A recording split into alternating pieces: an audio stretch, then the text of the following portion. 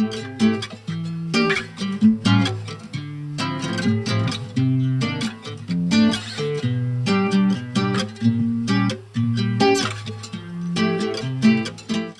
back to our 2025 podcast. My name is Miranda Wagner, and I am the agricultural conservationist with the Sherburne Soil and Water Conservation District. Today, we will be talking about StripTill, first in the field with operator Ryan Peterson, and then we will dive deeper with extension educators Bailey Tangen and Jackie Estrem. Thank you and enjoy. My name is Jackie Estrem. I'm a local educator for Stearns, Benton, Morrison, and Sherburne counties with the University of Minnesota Extension, and my area of specialty is sustainable agriculture, soil health, and water quality. Hi, I'm Bailey Tangen. I work with University of Minnesota Extension as a water resources and soil health educator. Ryan Peterson, farm in Clear Lake, Minnesota. So we're here meeting with Ryan to talk about his StripTill practices, how things have been going for him, and what works well. Should we just start with how many years have you been doing StripTill? This is our 5th year, I believe, if I can recall correctly. Awesome, that's wonderful. I guess the first thing we want to ask is what kind of rotation are you doing with your StripTill? As far as crops wise, so our crop rotation is we do field corn, seed corn, edible beans, kidneys, black beans, and soybeans, along with some hybrid rye. So right now our rotation is, say we start with an edible bean, and then we'll follow it with seed corn, and then 2 years of field corn, and then back to a bean. So a bean every 4 years, and depends on the field on if we'll put hybrid rye in one of those years. Awesome. And then how does StripTill fit into that rotation? Do you do StripTill every single year on every single crop? No, well, we use it on a lot of different crops. So we'll follow anything we cover crop, we'll StripTill into normally, or no-till. We StripTill into the seed corn stubble, leaving the tall stubble. We'll strip into soybean fields, stubble. We've kind of tried it in a lot of different atmospheres, and it seemed to work well on most of them. Do you want to talk about some of the exceptions? I'm trying to think now. We've had like this field right here, kind of we did StripTill in the fall, but it was so dry last year, we just really didn't like how it looked, and so we let it sit, and this is the first time in that we've had it that I've ever had to like freshen strips really, so, but it was so dry. And we've had a couple I had another field same way, and I did it half the field the second time in the fall, and I did it the other half in the spring for the second time, so we'll see if there's a big difference or not. I guess I really haven't had a failure with it, but it's just kind of figuring out exactly where it fits with each year. I think that makes sense. I think there are always going to be good situations where StripTill really shines, and some situations where it might not show off its strengths. Yeah. So why a StripTill rig? What inspired your change? The big one that stuck out to us, we had 1 year we had a rye crop the previous year, and we had in the spring of the next year we had a lot of volunteer rye come up because it got so warm really early. And we thought we were going to no-till into it, and it did not work. We had a really bad experience planting male seed corn into it, and we had to stop and disc the field twice because we are having too many root balls and all that stuff. We're like, okay, there's got to be some aspect, maybe this would be a good avenue to jump into. And that was our initial thought process with it. And then kind of after that, we're like, well, maybe we could reduce some tillage in other spots. And that was our initial kickoff. But. And have you had to change other aspects of your management system, like fertility, weed management? We're slowly changing the fertility. We haven't really, they keep saying you can drop off your fertility program, like potash is what I'm putting on now. You can start using, 75% of that, and we're kind of slowly trying that on different fields, but biggest thing we noticed is just less tillage, less time in the field. Instead of doing 3 passes, we can do 1 per field. So just a big time savings. And there is some weed management. When you start not doing full tillage, you have to manage the weeds a little bit more. Well, sure, probably, saving some money potentially as well if you're doing fewer passes. 100%. I figure a pass is about $20 to $25 a pass. So if I can take out 2 passes, I've already saved almost $50 an acre. And hard to quantify your time in some ways. A big time savings because I have half my tillage done in the fall, and then I'll do the other half, another good chunk of it right now. So then we got almost 70% of our ground is ready to plant when we start planting. So it's my brother and another hired guy. He just can help more with a few other projects instead of sitting in a tillage tractor all spring.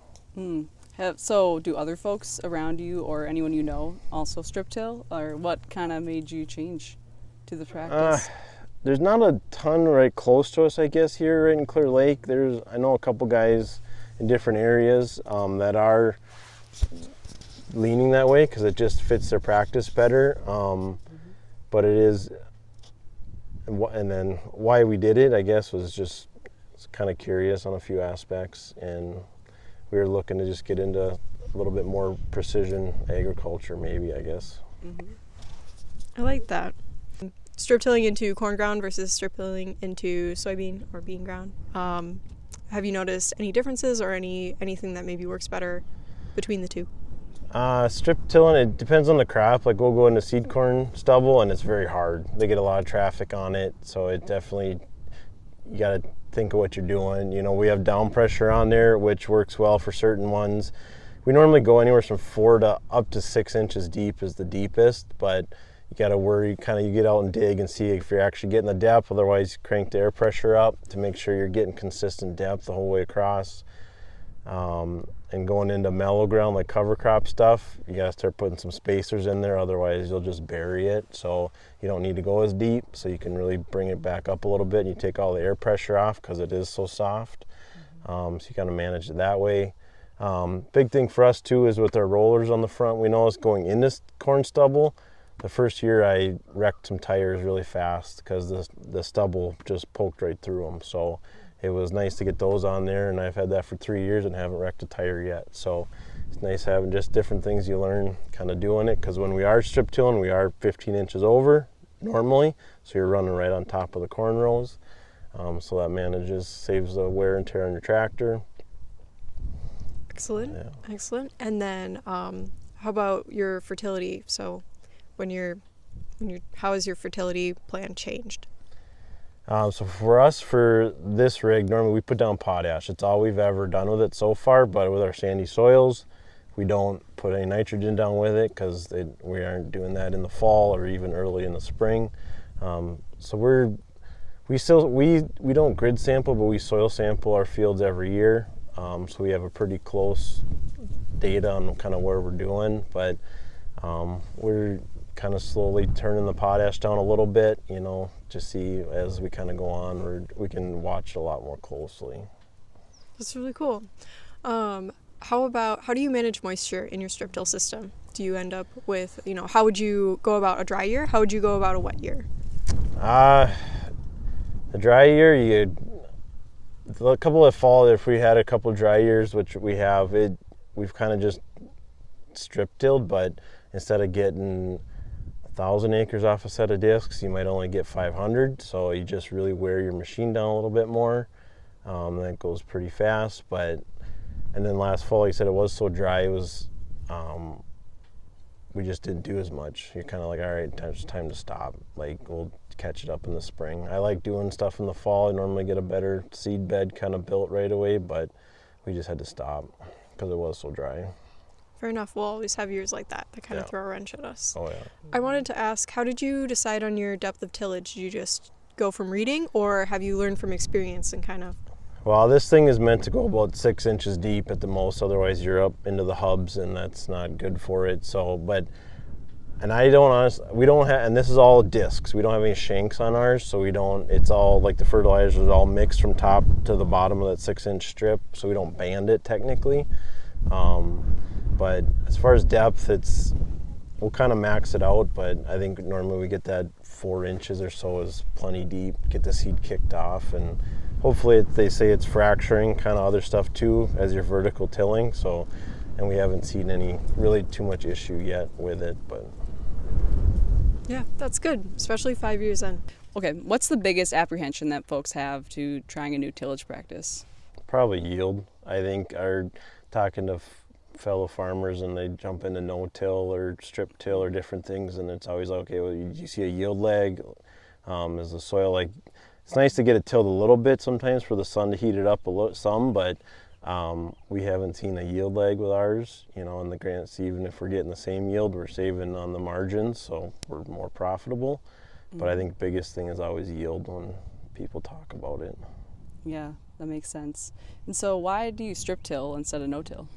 Mainly it's because of potash. We need potash in our soils, so we'll no-till when we can if the potash levels are good. Sometimes we will buy certain starter fertilizers with potash in them, and then we can no-till if that works best for that field. But mainly the strip tilling is to put potash down, and then we don't have to broadcast it or pay someone else to do it. We can do it all ourselves and save another $8 an acre instead of paying the co-op to spread it. Mm-hmm. Great. Welcome back to the 2025 Sherburne SWCD podcast, and today we're going to be talking about StripTill. My name is Miranda Wagner, and I'm the agricultural conservationist with the Sherburne Soil and Water Conservation District. And I will let you both introduce yourselves. Bailey, would you like to go first? Sure. Hi, I'm Bailey Tangen. I'm a U of M Extension educator, and I work with farmers and conservation professionals on the topics of water resources and soil health. I'm based out of the Farmington Regional Office, but I have a statewide position, so you might see me around the state. And I'm Jackie Estrem. I'm a University of Minnesota Extension educator for Stearns, Benton, Morrison, and Sherburne counties. I office out of Elk River, but then I cover that whole area. Just like the other educators, Dana, Quincy, and Lauren, who cover the same 4 counties as I do, I have kind of a specialty area, and that's sustainable agriculture, soil health, and water quality. I did decrease your title a little bit, but you do all of those other things. But yep, and I'm really happy to be doing all of those things. Yeah. So today we're just, I guess, StripTill is both sustainable ag and water quality and all of those things, but we'll boil it down to sustainable ag today. So tillage, what an exciting topic. What are the advantages of reducing tillage in general when you're talking to operators and we're like, well, these are some changes that can be made. Why do we want a reduction in tillage? So some of the benefits we see are directly for the farmers themselves. When we can reduce the number of passes that we're making across the field, we can see that return on investment directly in our bank accounts. But in terms of how tillage impacts the soil and the ecosystem within, every time that we are disturbing the soil, we are decreasing the structural stability of our soils. And our soils contain a lot of organic matter and the nutrients and the microbes that your crops need in order to thrive. And so by tilling your soils, you are decreasing the life within them. And the advantage to reducing the tillage is that you're going to withstand these heavy rains by having increased aggregate stability or soil structural stability. So in the long run, keeping your soil in place is really important for the crop itself, but then for your overall farm productivity and profitability. And I would agree with that, especially in the area of central Minnesota that a lot of our audience is from. So soil erosion is a high concern in our area. So anything that we can do to keep that soil structure and keep that soil in place is super important in protecting the productivity of our land. And I happen to use, our water quality standpoint as a reason why we're pushing a reduction in tillage. We know that every time we till our soil, that structure is reduced, like Bailey was saying. And on our very sandy soils in Sherburne County, we need as much organic matter as we can get to help hold that water in the soil profile, which also has our nitrogen in it, so that we can use it for our growing crops and trying to reduce the amount of bleaching events that we have. And so when you see the shift in strip till, what do you think is pushing that? Besides the soil health benefits, besides the water quality benefits that are maybe not the main focus of why someone is shifting, but it's one of those side benefits that the conservation world really, really cares about. Why are people choosing strip till?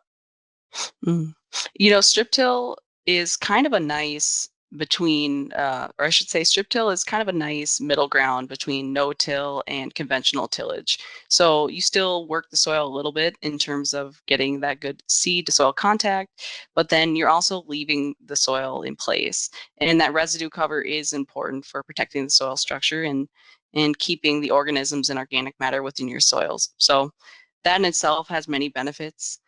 In addition, we're seeing more folks using it in our areas that we're working. And so just by seeing other neighbors using this piece of equipment, learning more about it, learning about the benefits of it, I think people are starting to try this new piece of equipment and try out this new practice. Jackie, have you seen some other things as well? Yeah, so I think one thing, yes, you mentioned the cost. If you can reduce your number of tillage passes, you can save quite a bit of money just on fuel. But I think also strip till specifically, as opposed to no till, growers who want to kind of move into some of those reduced tillage practices, but maybe they struggle with no till or they're not fully committed to no till. Strip till is like you said, kind of that happy medium.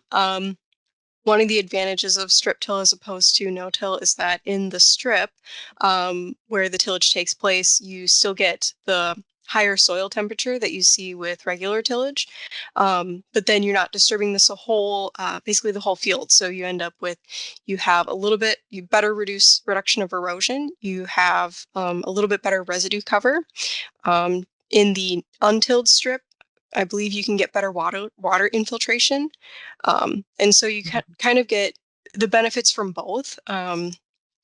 Another thing is because from an environmental standpoint, we care quite a bit about making sure that we incorporate our fertilizer. And so strip till gives us an opportunity to incorporate fertilizer. One of the challenges with no-till is with broadcast applications, it's difficult to incorporate that fertilizer and it's much more easily lost. So strip till offers some good benefits without basically being as detrimental to your soil system as a full tillage practice would be.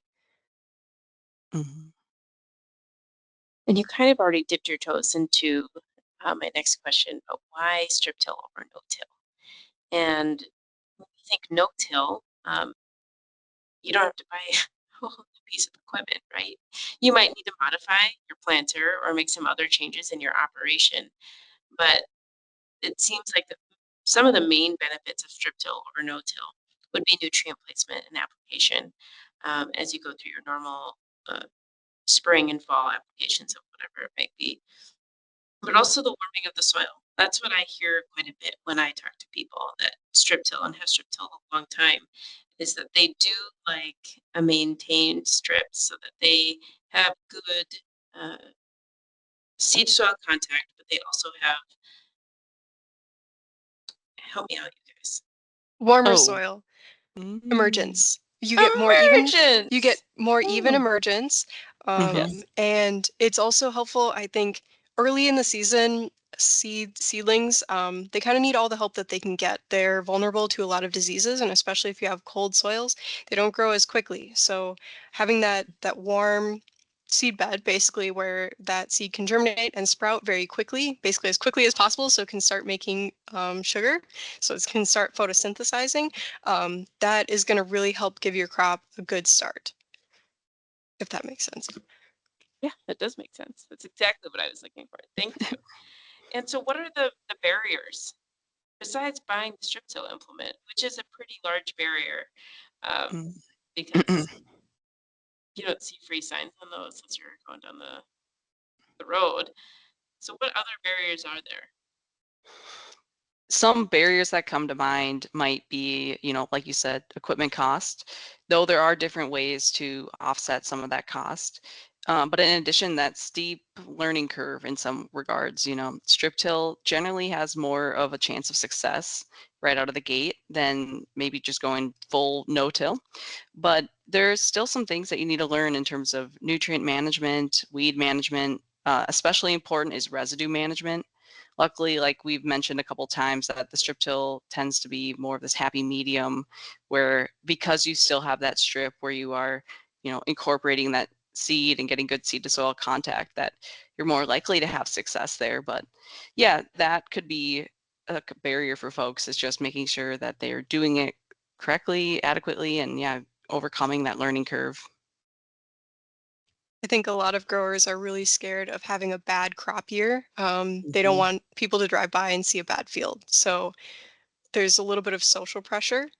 Mm. And I guess there's financial pressure to that too. You know, a bad crop year means less income for that farm. So those are concerns. And I think those concerns come with any type of change, whether it's for a conservation practice or for something else. So, Yeah, we um, hear a lot about yield, right? Mhm. But when we're working with farmers and we're talking to operators, it's really reducing your production costs as well. You know, that's one of the first things we talked about is reducing the passes in the field, reducing the wear and tear on equipment, reducing diesel, all of those things, and your time. We Mhm. don't often think about farmers paying themselves for their time, but if they're doing tillage, they're not doing other things that might need to be done. They're hiring out things because they don't have time to do it themselves. So it's hear yield all the time as a reason why not to make a change. But there's so many growers around the state that are trying these things. And even though they might not be in the exact same soil, they might not have the exact same rotation, but they still have an insight of on the ground knowledge that can be really, really important. And that leads me to my final question is how are we making sure that growers can hear about these practices?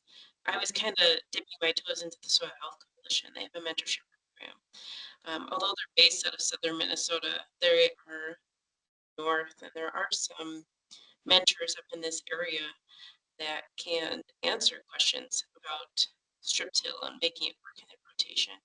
And there's a farm in further south of the cities that they do quite a few talks. I work with Jody from the Mhm. U about their strip till, and they love talking to people about how they've made that work and different modifications that they've made, even with cover crop seeders and other soil health practices that they've adopted. But how can people find out about strip till? Does the UM extension have anything that they offer? Yeah, University of Minnesota has a lot of great resources, and that's a lot of the reason is due to Jody DeYoung Hughes really putting a lot of great education out there and doing lots of trials with farmers and the research and outreach centers. So if you go to the U of M Extension website, we'll have a lot of different resources on there.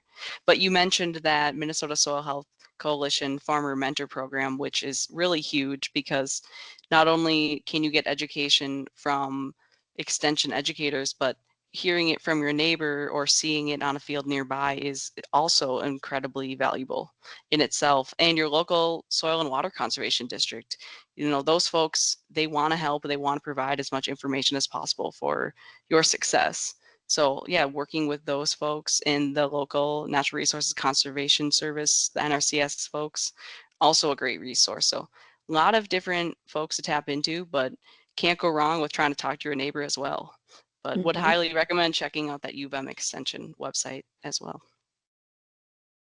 and you can always reach out to your local extension as well. I've got a phone number. I office in Elk River, as I mentioned. So if you have interesting things happening in your field and you want someone to come look at it, I'm definitely someone that you can call. As Bailey mentioned, the local SWCD is another great resource, and they work with growers on conservation practices all the time. So they've seen a lot of good things and they've seen a lot of, I guess, management decisions that didn't go as well as planned. So Yeah, I mean, that's important too, right? Acknowledging that there are these trade-offs and acknowledging that there are issues that arise and we can overcome those. It's just knowing maybe the next steps to take and adapting your management plan when we get a really wet spring or we get a really weird weather year, which is bound to happen again and again. And also working with your SWCD and NRCS folks, they can help you tap into these cost share programs that can help offset some of the cost of these pieces of equipment. So definitely useful for getting information, but then also for the cost share component as well. And I would say if you're looking for cost share for something like strip till, especially if you're looking at possibly federal funds, you have to be working a year ahead. You can't call the office today and hope for cost share next month. So it can be very financially helpful, but you have to be planning ahead. And then the soil health equipment grant that MDA does should be open for another round for 2026. At some point, there's a huge demand for it, but something to always go for. And I know that we've had also tap into the ag GMP loan program. Not every county has funds all of the time, but it does give you a chance at a lower interest rate of 3% for water quality practices, and that can include financing a StripTill rig. And we've done 2 of those in Sherburne County. Can you tell me a little bit more about the Soil Management Summit? Sure. Yeah, this is a really great event that University of Minnesota has been doing for over 20 years. And this year we're going to be hosting it in Fargo area. We're going to do a joint event with NDSU and U of M. And it's a great conference where we have lots of farmers, lots of conservation professionals, and agronomists who come and talk about the practices that they're doing related to soil health, whether that's reducing tillage, using cover crops, trying alternative crops, and having them paired up so that we hear directly from a farmer's experience, but then also paired with the University of Minnesota research. So we are still in the midst of planning that. Super exciting, but keep your eye out for a Soil Management Summit invite, which will take place January 14th and 15th of 2026. Great. Jackie, is there anything locally going on? If we just can't wait until January 2026 to hear more about StripTill? Yeah, excellent question. So basically, if you're working on a new practice or trying to try something new, please reach out to Extension and SWCD. It can be a combination of things. If you have questions about the practices, we would love to help. But also, if you are seeing things that are going well, we would love to hear kind of that input.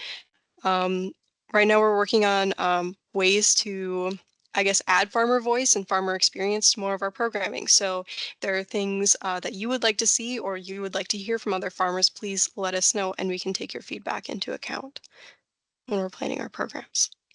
And that's a great point. If you have something that you want to see on the ground, then reach out so that we can make sure that we're developing programming and having field days that are relevant and exciting to local area farmers. Um, and we can we can do a fall strip till day if someone, if people are interested in doing it. But we're also looking at trying to get a farmer-led group going in Sherburne County. A lot of our neighboring districts have that conversation going, and they have a small group that meets uh, quarterly, at least, if not monthly, depending on the season, where they're talking about what's working on their farm, what they want to try, how they're doing it. They make sure that they also talk about their failures so that their neighbors can learn not what not to do when they're trying these things out. And so if you're interested in something like that, yes, reach out to Jackie or me, and we can hopefully get that going in 2025 or 2026. But that's my entire question list for StripTill today. Any closing thoughts? Otherwise, thank you for joining us today as we talk about StripTill in Sherburne County. Thank you.